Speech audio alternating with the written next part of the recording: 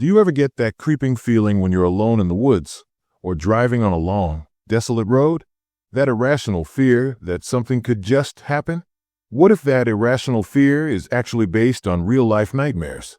These 4 true American vanishings will haunt your thoughts and make you question what lurks just beyond our understanding. Welcome back to America's Horror Tape, where we peel back the layers of the ordinary to reveal the abyss staring back. I'm your host, and tonight, we're diving into the heart of the unknown for stories ripped straight from the case files of America's darkest secrets. These aren't urban legends or campfire tall tales. These are real people, real lives, swallowed whole by the shadows. And the scariest part? No bodies. No closure. Just echoes. But before we step into the void, let's ground this in cold, hard reality. Every year in the United States, over 500,000 people are reported missing. That's a staggering number, enough to fill a small city with ghosts. Yet, after the initial frenzy of searches fades, around 24,000 cases linger unsolved, their loved ones left clutching air. Faces on milk cartons, pleas on billboards, whispers in the wind. What happened to them? Did they slip through cracks in reality? Or was someone waiting in the dark? Imagine it. What if someone you knew, or even you, simply vanished without a trace?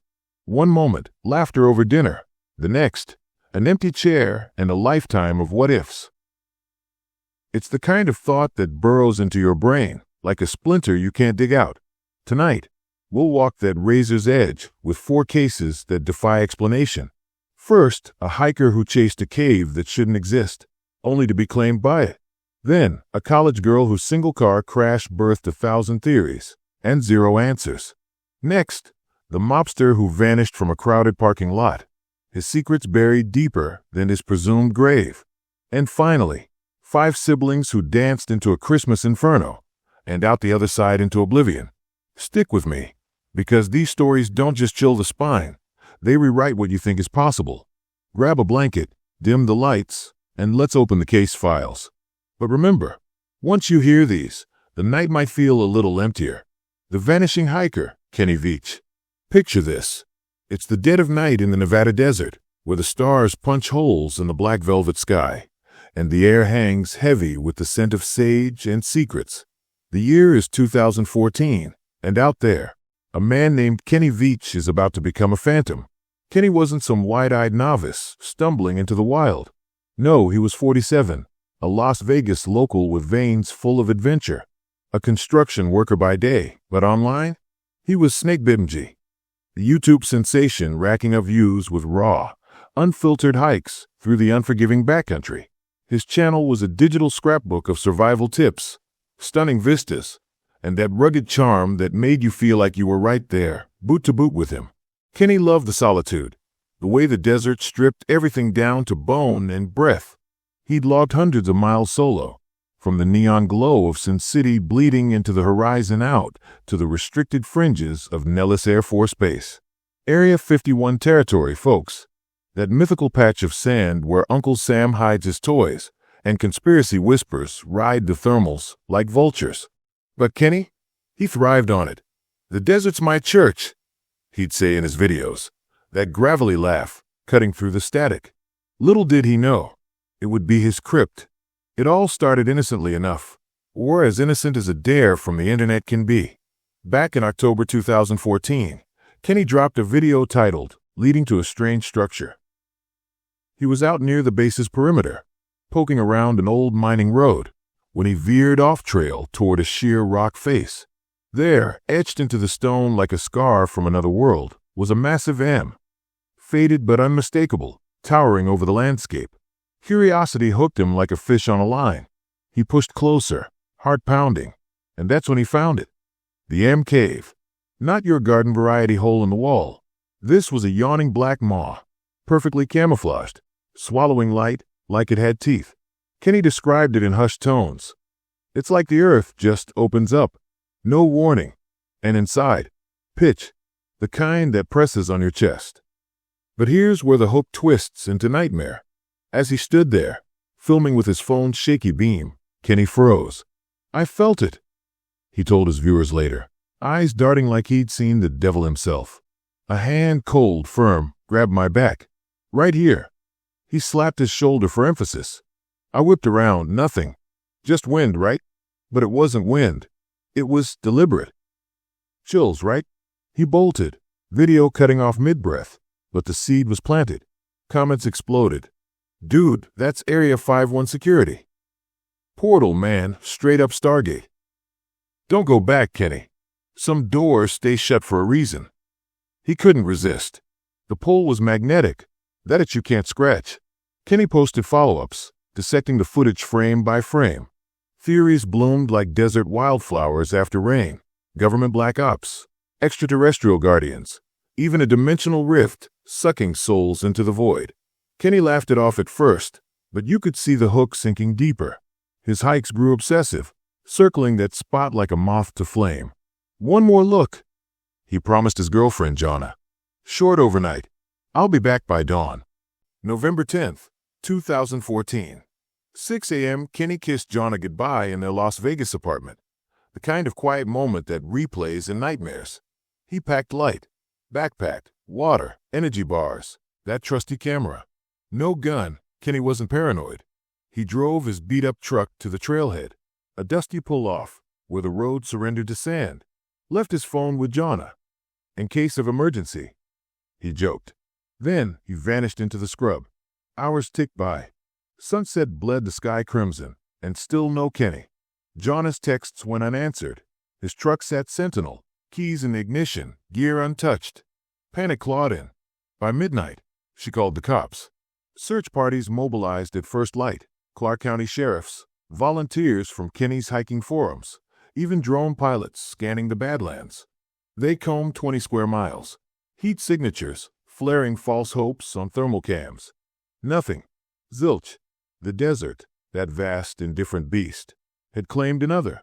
But then the clue. Days into the search, a tip from an online sleuth. Check Kenny's YouTube. Buried in his uploads. Timestamp November 10th, 2:14 p.m., just hours before he was due back.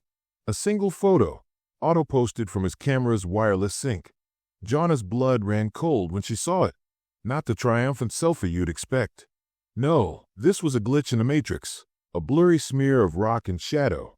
The M, looming large in the frame. But dead center, a jagged fissure, black as sin, slicing the stone like a wound. Was it the cave's mouth? A hidden crevice? Or something engineered? A mine shaft from the old silver boom days, camouflaged by time? Theories detonated across Reddit and 4chan. He fell in, body pulverized on impact. Look closer. That's not rock. It's a shimmer. Portal vibes. One user enhanced it, swearing he saw fingers, human, alien, clutching the edge. The searches intensified. Helicopters buzzed like angry hornets. Ground teams rappelling sheer drops, with ropes slick from sweat and fear. Experts from the University of Nevada brought ground-penetrating radar, pinging for voids beneath the sand. They found anomalies, old tunnels snaking like veins, but no Kenny. Weeks turned to months. Jonna held vigils, her YouTube pleas raw. He was unbreakable. The desert loved him. What took him? Online detectives formed Find Kenny threads, dissecting every pixel. Some blamed dehydration, a rattlesnake's kiss in the heat. Others whispered darker. Area 51 cleanup crew, silencing a snoop who got too close. Years later, the mystery endures like a scar on the landscape. Kenny's channel sits frozen at 47 videos, his last words echoing. If you're watching this, maybe don't follow. No body recovered, despite tech that could map a pin from space. His family scatters his ashes in the wind, symbolic, since there's nothing to bury. Online communities still buzz, news sightings popping up like ghosts. A blurry hiker on trail cams, a voice on wind recordings moaning him. Cave. What lingers isn't just the loss, it's the why. Why that photo? Why no scream, no sign? Did Kenny step into the fissure, chasing the hand that touched him, and find the other side? Or was the desert's embrace always waiting, patient as stone? As we leave Kenny's trail, remember, the wild doesn't forgive the curious. And sometimes, it doesn't let go. The missing tourist, Maura Murray. Now, Let's trade the sun-baked desolation of Nevada for the frozen bite of a New England winter. It's February 2004, and the white mountains of New Hampshire loom like silent judges under a slate-gray sky. Snowflakes dance lazy waltzes, blanketing the world in deceptive purity. Enter Maura Murray, 21 years old, sharp as a tack, with dreams bigger than the dorm room she left behind.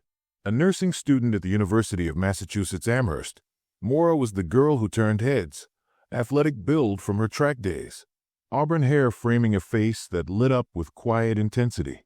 She was going places, or so everyone thought.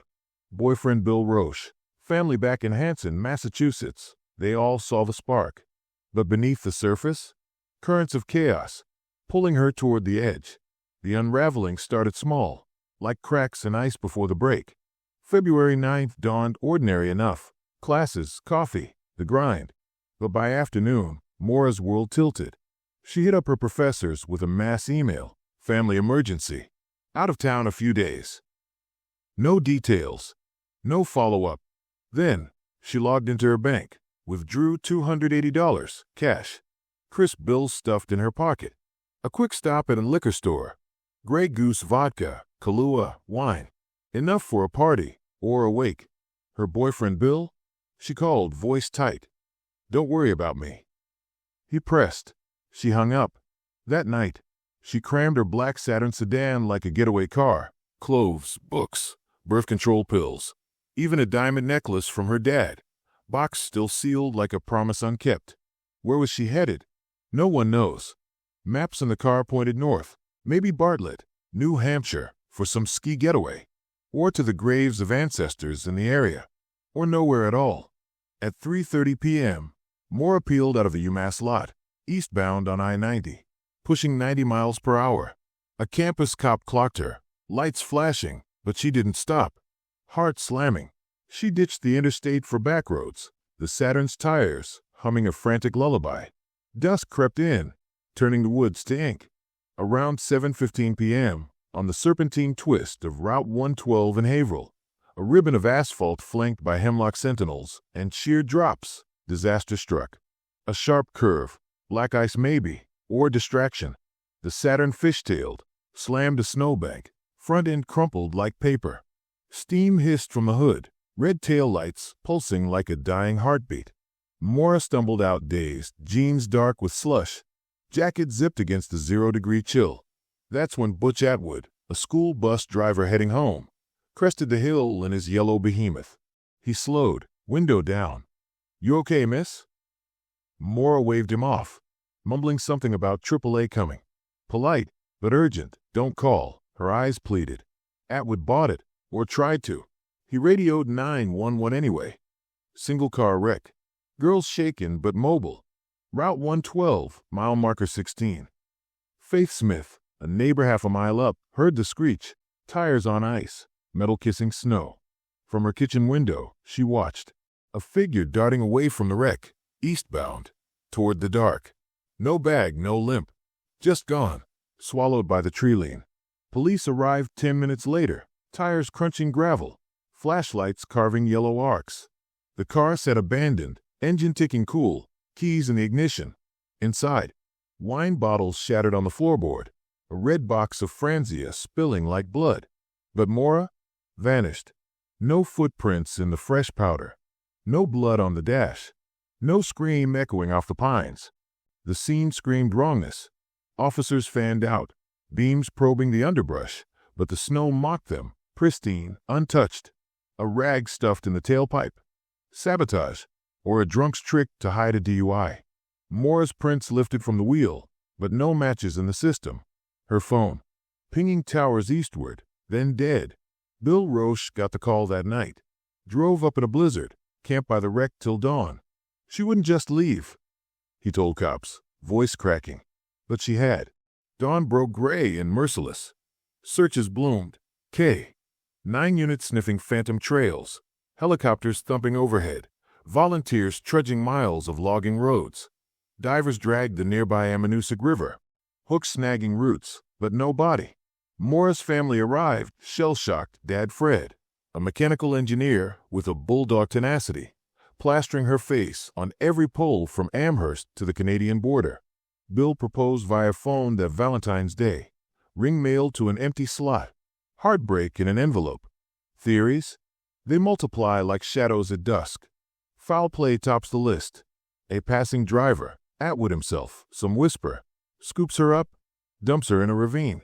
Or a local predator. The woods riddled with hunting cabins and old grudges. No DNA. No witnesses beyond Atwood's. She seemed fine. Suicide? The crash of final punctuation to mounting stress. A credit card fraud charge. A sister's recent overdose. That speeding ticket nipping at her heels. But no note. No body in the river's icy grip. Started anew. Maura, with her smarts and secrets, slips the grid. New name. New life in Canada or Quebec. Sightings trickle in. A waitress in Montreal with her eyes. A hiker in Vermont with her stride. Logs devour it all. James Renner's Maura Murray mystery. Sight spins webs of red herrings. From Bill's temper to Fred's classified Air Force ties. 2 decades on, the case festers. New Hampshire cold case unit calls it suspicious. Files thick with dead ends. Maura's sister Julie pens books. Her voice a beacon. She's out there. I feel it. Online sleuths dissect dash cams, pore over E-ZPass logs. But the road stays empty. What pulled Maura from that wreck? Fear. Freedom. A shadow with hands. As the snow melts and refreezes year after year, one truth chills. In the vast white silence, disappearance is as easy as a step. The Union ghost, Jimmy Hoffa. From New England's frostbitten roads, we jump decades ahead and states away. To the concrete jungle of Detroit, 1975. Summer heat shimmers off blacktop, turning the air to soup. It's a city of steel and secrets, where the hum of assembly lines drowns out the whispers of the underworld. And at its pulsing heart, Jimmy Hoffa, the bull-necked titan of the Teamsters Union. At 62, he was a force, 5 feet 5 inches of fireplug fury, with a glare that could bend rebar and a Rolodex of rackets that made the FBI drool. Hoffa built an empire. Pensions for truckers, muscle for the mob. But empires crumble, and on July 30th, Jimmy's did poof into thin air. The setup was pure Hoffa. Comeback king clawing back power. Released from federal prison in 71 after Nixon's backroom pardon. He was barred from union reigns till 81. But Jimmy chafed at exile, scheming from payphones and steakhouse booths. His nemesis, the mob, his old bedfellows, now gatekeepers propping up a puppet president, Frank Fitzsimmons. Whispers of war. Hoffa plotting to oust Fitz, the mafia plotting to bury Hoffa. Enter Anthony Tony Pro Provenzano, a Genovese enforcer with a grudge. Hoffa owed him, or so the story went. Let's talk peace. Tony Pro growled over the line. Lunch at Machu's Red Fox, a swanky joint in Bloomfield Township. Neutral ground. Or so Jimmy thought. 2:30 p.m. Hoffa climbs into his green 71 Lincoln. Park nose in at the Machu's lot like a challenge. No bodyguards, arrogance, or trust. He kisses wife Josephine goodbye that morning. Meeting some fellas. Home by 5. She nods, used to the shadows. Jimmy's last call, 2:15 p.m. to pal Lou Linteau. Stuck at the lot. Tony Pro and this guy Provenzano's foster son late. Fuming. Linteau hears the edge. The tick in Jimmy's jaw over the wire. Then silence. By 4 p.m., Josephine's worried. Calls the restaurant, no Hoffa. Linteau drives over. Finds a Lincoln Sentinel. Door ajar, engine cold. No blood, no scuffle, just absence. The lot buzzes with diners oblivious. A family at the salad bar, a couple stealing glances. But Jimmy? Gone. Like the devil snatched him mid-stride. Cops swarm by evening. Michigan State Police taping yellow. Canvassing witnesses. A green Pontiac idling nearby. Vague nods to 2 burly suits, olive-skinned, slipping into traffic. But plates? Foggy. Hoffa's watch, wallet. Everything left behind. No ransom. No body. Just a ghost in the machine of American labor. The search ignited like a match to gasoline. FBI's biggest manhunt east of the Mississippi. Divers in Lake Orion. Diggers in Jersey wetlands. Psychics sketching maps to nowhere. Hoffa's face plastered nationwide. Those hooded eyes staring from post offices. A man who'd stared down senators, now pleading for milk cartons. Theories? A buffet of betrayal. Mob hit. Prime suspect Tony Pro, who lawyered up faster than a getaway car peels out. Body in the Georgia swamp? Stadium foundations at Giant Stadium? They dug in '83. Nothing but concrete and regret. Or the Wilder. Hoffa faked it, sipping Mai Tais in Brazil with Elvis. But the suits knew better. Hoffa was too loud, too loyal to vanish voluntary. Decades grind on. The case a cold ember in J. Edgar's shadow. Books pile up. I heard you paint houses. Sharon's confession of a hit in a Bloomfield diner booth. Bullet to the brain. Wrapped in lion meat for the furnace. FBI raids '05 Pulaski Skyway dig empty. 2021. Declassified memos hint at mob blueprints. Hoffa to be taken care of. Still no bones. No closure for Josephine, who died in '08 clutching his ghost, or daughter Barbara, who whispers, Dad's out there, waiting. What devours the soul here isn't the violence, it's the void. Jimmy Hoffa, the unbreakable, blinked out in broad daylight. Did Tony Pro's crew bundle him into that Pontiac? A .38 whispering end? Or did the Union beast he fed turn? Jaw snapping? In Detroit's underbelly, disappearance isn't magic, it's method. And as the lots empty at dusk, you wonder, who's next to fade? The children of the Sauter family. From the mob's concrete tombs, we rewind to a simpler America, or so it seemed. Christmas Eve, 1945. Fayetteville, West Virginia, a coal-dusted town nestled in Appalachian folds, where hollies glow red against snow-draped roofs. The Sauter home on Montgomery Avenue hums with joy. 10 kids underfoot, ages 5 to 14, chasing wrapping paper devils. George Sauter, 50, a Sicilian immigrant turned coal truck entrepreneur, plays Santa with a booming laugh. Wife Jenny, 47, stirs ragu in the kitchen, the scent of garlic and pine weaving through the air. It's the war's end, hope's fragile flame after Pearl Harbor scar. But that night, the devil came calling, and 5 little lights snuffed out. Or did they? The clock strikes 12:30 a.m., December 25th. Jenny drifts to bed, the house sighing into quiet. Maurice, 14, the eldest upstairs. Martha, 12, begging for one more story. Louis, 9, dreaming of model planes. Little Jenny, 8, clutching a rag doll. Betty, 5, thumb in mouth under quilts. George snores beside Jenny. For younger kids, bunk safe below. Then the phone.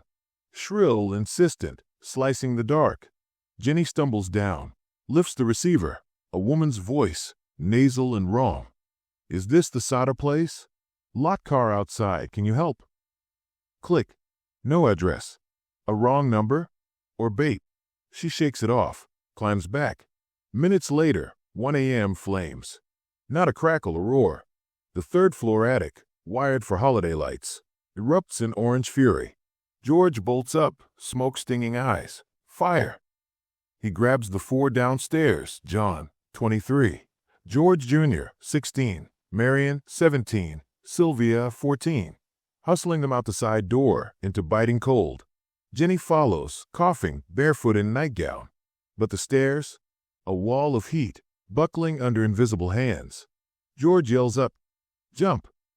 Curtains billow like wings, but no little faces at the window. Ladders. The 17-footer, always by the house, gone. Cut ropes dangling from shed hooks. His truck. Starter dead, though it purred that afternoon. Frantic, he piles furniture, chairs, a mattress, under the sill. Flames devour it, collapsing in sparks. Sylvia screams for a neighbor's hose. It's frozen stiff. The fire chief? Miles away at a poker game. 45 minutes late, siren silent. By dawn, the house is ash skeleton. Roof caved like a broken ribcage. George digs with bare hands, blisters blooming, but the firemen pull him back. Kids are gone, George. Burned crisp. 5 souls. Maurice, Martha, Louis, Jenny, Betty. Presumed incinerated. Too young for the war's mercy. Autopsies. None needed, they said. But Jenny? Her gut twisted. No smell of charred flesh. No shards of bone in the silt. The bafflers piled like cordwood. That phone call, traced to a boarding house, boarder vanishing like smoke. A stranger lurking days before, asking George's livelihood. Nice place. Insured. George's sin? Anti-fascist rants against Mussolini, his homeland tyrant. Posters in windows, enemies in shadows. Arson whispers, incendiary devices found in rafters. Time to trap the upstairs. The vertebrae unearthed months later, adult-sized, caramel-colored, dropped by a passing insurance salesman who bolted. Not kids' bones. Fire marshal called it faulty wiring. But the house was new, fuses fresh. Witnesses. A cab driver swearing he saw 5 kids in the yard pre-blaze, ushered to a car by Suits. Post-fire, a woman in St. Louis. Dirty boy. Italian accent, you're Maurice? Sightings cascaded. Charleston florist spotting for scrubbed-up siblings buying blooms. Texas man claiming adult Betty. Sodder eyes, begging for ride. The Sodders never bought the Ash's tail. Billboards bloomed across the South. 5 Sodder children missing since December 24, 1945. Maureen, the baby spared, posing with survivors. George hawked Christmas cards for clues. Jenny clutching Betty's photo like a talisman. Decades dragged. 52. A coroner recants. No evidence of burning. 61. A Miami tip. Your kid's alive. Kidnapped for Cole Barron. FBI sniffed, shrugged. George died 66. Heart shattered. Jenny 82. Whispering theories to the end. Sylvia, last standing, past 99. Billboards or eulogy. 80 years on, the embers glow. Podcasts resurrect the ghost. Sodder 5. A Netflix docuseries in 23. Digs anew. Ground radar pinging voids under the site. Kidnapped. Revenge for George's mouth. Sold to the mob or barren couples. Or the cruelest. Alive, hidden, watching from afar. Christmas lights flicker. But in Fayetteville, 5 chairs stay empty. What force snatched those innocents from flame's maw? Human malice, or something hungrier? The night remembers. Do you? Beyond the veil. And there you have it. The quartet of voids that pockmark America's soul. Kenny Veach, swallowed by a cave that clawed at his back. Maura Murray, erased from a snowbound wreck like a dream at dawn. Jimmy Hoffa, mobbed into myth on a sunlit slab. The Sodder children, plucked from fire's jaws into endless night. Ordinary threads, hikers, students, union bosses, holiday kids, snapped by baffling shears. No blood trails. No ransom notes. Just the hush of the unexplained, echoing across decades. What binds them? The suddenness. One step, one curve, one call, and poof, gone. Searches that scorch earth and sky. Tech that peers into bones, yet the answers slither away. Portals? Predators? Personal demons? Or the banal horror? Accidents amplified by isolation, bodies claimed by wilderness or waves. But the families, oh, the human toll. Jana's vigils by a silent phone. Fred Murray's endless drives up Route 112. Josephine Hoffa's widow's weeds. The Sodders' billboards weathering storms. Grief isn't linear, it's a loop, replaying absences till sanity frays. Communities fracture. Whispers of cover-ups in Haverhill. Conspiracy blooms around Area 51. Detroit diners dodging FBI stares. Fayetteville eyeing neighbors askance. These aren't statistics, they're shrapnel in the heart, reminding us fragility's flip side to freedom. So, what do you think lurks beyond the veil? A hand in the dark, like Kenny felt? A car vanishing into fog? Or the quiet complicity of silence? Drop your theories in the comments. Foul play in Maura's crash? Sodder sightings you swear by? Hit that like if these chills hit home. Subscribe for more tapes from the tape. Next week, urban phantoms that walk among us. Share with a friend who needs a spine tingle. And tonight, lock the doors, check the shadows. Because in America's vast map of missing, you might be next to fade. Sweet dreams or not.